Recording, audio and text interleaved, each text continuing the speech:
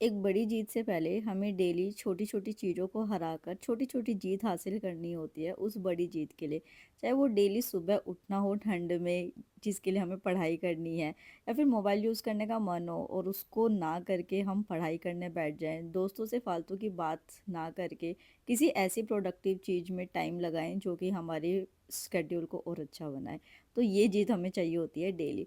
Good morning all of you, welcome back to my channel topper stop. तो यहाँ पे आज मैं अपना पानी गर्म कर रही हूँ क्योंकि ये मेरा सुबह का स्के होता है रूटीन। आई थिंक आप पता नहीं कब से ही देख रहे हैं और ये मेरे लिए बहुत वर्क करता है। आज सुबह से यहाँ पे बारिश हो रही है, बहुत ठंड हो जाएगी अब, और मेरे को तो ठंड लगती भी ज़्यादा है थोड़ी सी। ये होता ही है जब 26 जनवरी के अराउंड आने लगता है ना कि हाँ भाई अपने देश में दूसरे गेस्ट आएंगे, तो भगवान जी ये कर देते हैं। हालांकि मैं तो थोड़ा लेट ही सो के उठी हूँ आज, बिकॉज सुबह 4 बजे तक मैं पढ़ रही थी। सोचा था कि नहा के फिर पढ़ने बैठूंगी, बट इस मौसम को देख के आउच, मेरा मन नहीं हो रहा नहाने का, बट नहाना तो पड़ेगा ही, क्या कर सकते हैं, है ना। तो फिर नहा के अगेन पढ़ने बैठते हैं।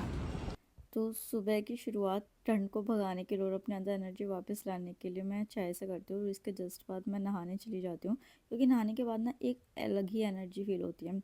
अभी जो मेरा फेस चल रहा है स्टडी का या फिर मेरी पर्सनल लाइफ का, वो थोड़ा सा ऐसा चल रहा है कि मतलब मैं बता नहीं पा रही हूँ। मतलब मैं एक ऐसी पर्सन थी जो कि बहुत ज़्यादा बोलती थी, बहुत ज़्यादा कॉन्टैक्ट्स रखती थी हर किसी से। और आज जब मैं इस वॉइस ओवर को भी कर रही हूँ ना, तो मुझे सोचना पड़ रहा है कि मुझे क्या बोलना है। आई डोंट नो ये स्टेज मेरी लाइफ में कैसे आया, कब तक ये रहेगा। मुझे कुछ अच्छा भी लग रहा है, कुछ अजीब सा भी लग रहा है, बिकॉज जब आप एक पर्सनैलिटी को बिल्कुल चेंज होते हुए देखते हो खुद की, तो थोड़ा सा अजीब लगता है आपको।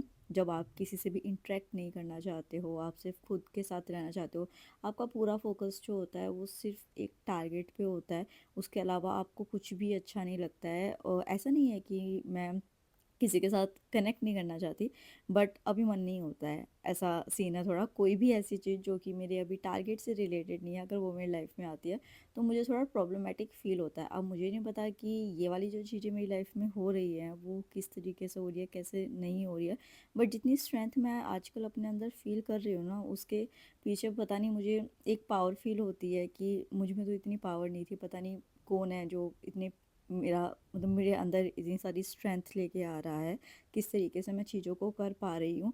जो चीज़ें मैं कभी लाइफ में अवॉइड नहीं कर सकी थी, वो एकदम से मेरे अंदर करने की शक्ति आ गई है। पता नहीं कैसे आ रही है, कैसे नहीं आ रही है। तो इस वजह से थोड़ा आप देखेंगे कि जैसे मैं पहले आप लोगों के साथ कम्युनिकेट करती थी, उसमें भी थोड़ा सा डिफरेंस आ रहा है, क्योंकि अब मुझे समझ ही नहीं आ रहा है कि मैं किस तरीके से बात करूं किसी से। मतलब मैं लिटरली उन पर्सन जो इंट्रोवर्ट होते हैं, जो बोलना नहीं जानते, तो मैं सोचती थी कि यार ऐसे कैसे हो सकता है कि कोई किसी से बोले ना, शर्माए। तो आज मुझे समझ आ रहा है कि हाँ, वो लोग किस वजह से नहीं बोल पाते होंगे, उनको समझ ही नहीं आता कि क्या करना है। पहले मैंने हिस्ट्री की थी, अब मैं ज्योग्राफी कर रही हूँ। आज मैं इसका 4th चैप्टर कर रही हूँ, जियोमॉर्फोलॉजी में करूँगी। बहुत अच्छा खासा बड़ा चैप्टर है। हिस्ट्री में भी मेरा अच्छा खासा टाइम चला गया था, तो अब मैं ये करूँगी। उसके साथ आप लोगों का एक छोटा सा डाउट था, मैं कोशिश करूँगी उसको करने की कि रिवीजन कैसे करें जब एक बार बुक पढ़ ली। तो यार देखो, मेरा तो ये सीन होता है कि एक चैप्टर किया, उसको अगेन उसी टाइम पढ़ लिया। अगर इवनिंग के रिवीजन रूटीन में मैंने उसको रखा होता है तो मैं उसको करती हूँ। अगले दिन मॉर्निंग में उठ के मैं उसको दोबारा करती हूँ। अगर कोई ऐसा फैक्चुअल कंटेंट होता है उसमें जिसे मुझे बार बार रिवाइज करना होता है, तो मैं उसको एक जगह लिख लेती हूँ। जैसे आप मेरे अभी व्हाट्सएप पे नोट्स भी देख रहे हैं, ये क्यूआर कोड जो आप सामने स्क्रीन पे देख रहे हैं, आप इसे स्कैन करके मेरा व्हाट्सएप चैनल ज्वाइन कर सकते हैं, डिस्क्रिप्शन बॉक्स के लिंक से कर सकते हैं। या और फिर उसके बाद जो है वो वीकली सैटरडे संडे में मॉक टेस्ट और रिविजन्स के लिए ही रखती हूँ। तो इस तरीके से आप रिवीजन जो है ना वो बार बार करके अपने रिवीजन प्रोसेस को ईजी बना सकते हैं। जो मेरी स्टार्टिंग में स्ट्रेटजीज़ में इश्यूज़ रहे थे जब मैंने तैयारी शुरू की थी, तो वो यही था कि मैं ज़्यादा से ज़्यादा पढ़ने की कोशिश करती थी, क्योंकि सिलेबस इतना वास्ट है। मुझे ऐसे लगता था जब मैं रिवीजन करने बैठती थी कि अरे इसकी जगह मैं एक और चैप्टर कर लूँगी। तो ये सबसे बड़ी हमारी कमी होती है, मतलब सबसे बुरा पॉइंट होता है जो हमारी प्रिपरेशन को पीछे ले जाता है। और जब हम मॉक सोल्व करने बैठते हैं ना, तो हमने वो एक दो बार पढ़ा तो होता ही है, तो फिर हम गलत ऑप्शंस को मार्क करते हैं, क्योंकि मन में लालच भी होता है कि हाँ आता है, और क्वेश्चन को छोड़ भी नहीं सकते, और पूरी तरीके से रिवाइज नहीं किया होता तो अच्छे से पढ़ा भी नहीं होता है। तो यहाँ पे कल की ही बनी हुई ये पाव भाजी थी, मैंने बनाई हुई थी। एक बार और बनी थी मेरे घर में, बिकॉज मेरे घर में गेस्ट आए थे जो मेरे साथ व्हाट्सएप पे कनेक्टेड है, उनको पता है।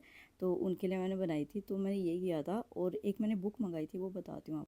एक चीज़ और, मैंने मृणाल इकोनॉमी के नोट्स मंगाए थे और अपनी फ्रेंड के सोशियोलॉजी के नोट्स मंगाए थे, तो वो यहाँ पे आ गए थे बिकॉज मार्केट में बार बार जाना नहीं हो पाता है।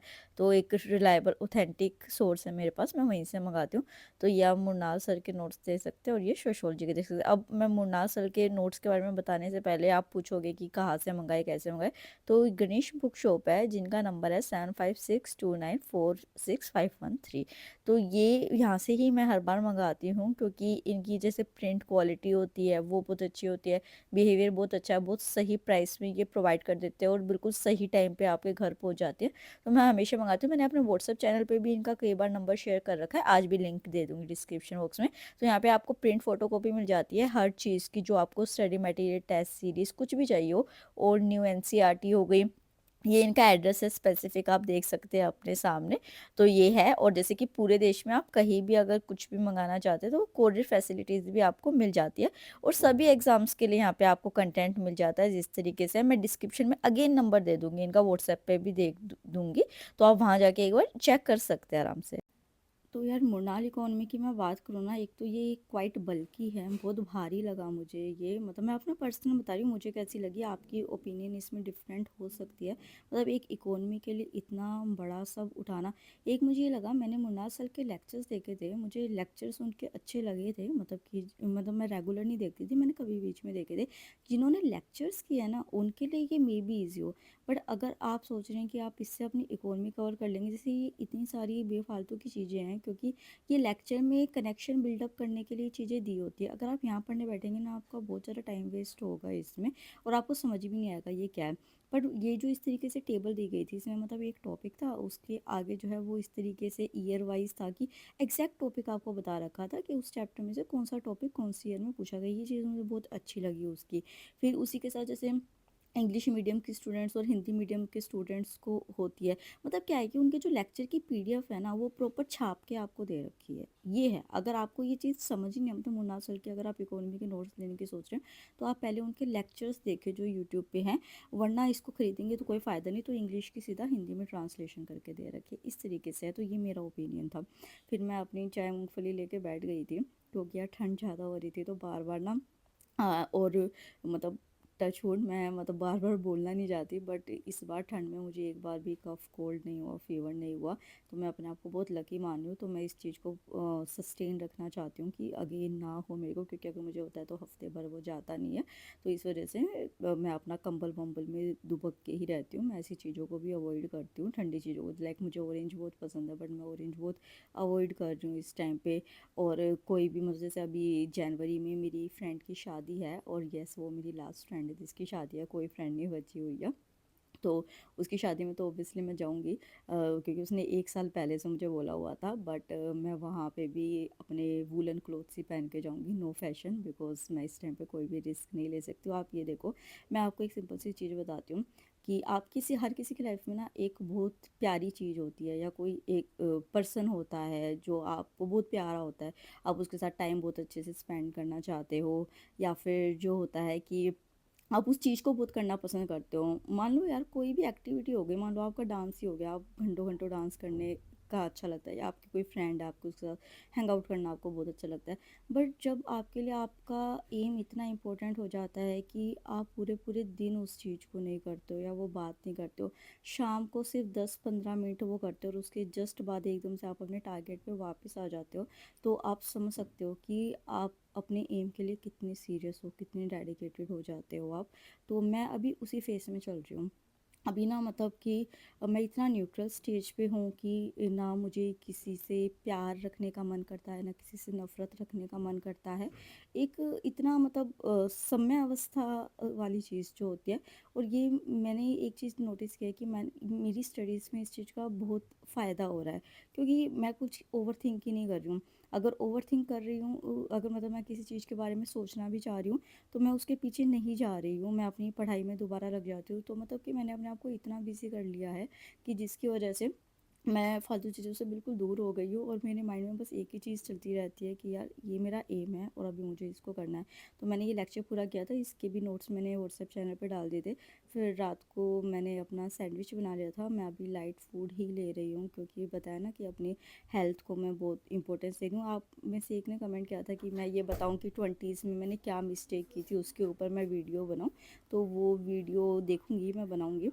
उसके बाद ये जो एनसीईआरटी निचोड़ थी ना, मैं ज्योग्राफी, इकोनॉमी, पॉलिटी की तो कर रही हूँ, हिस्ट्री की क्योंकि मेरी फ्रेंड है मोनू, तो उसके भी अभी कई सारे एग्ज़ाम्स है टीचिंग के। तो उसका हिस्ट्री मेन सब्जेक्ट है, तो मैंने उसको भी बताया था कि ये बुक बहुत अच्छी है, तो वो मुझसे लेने आई थी। तो यहीं पे मैं इस व्लॉग को ख़त्म करती हूँ। आई होप आपको ये अच्छा लगा होगा। बाय बाय, टेक केयर, जय हिंद।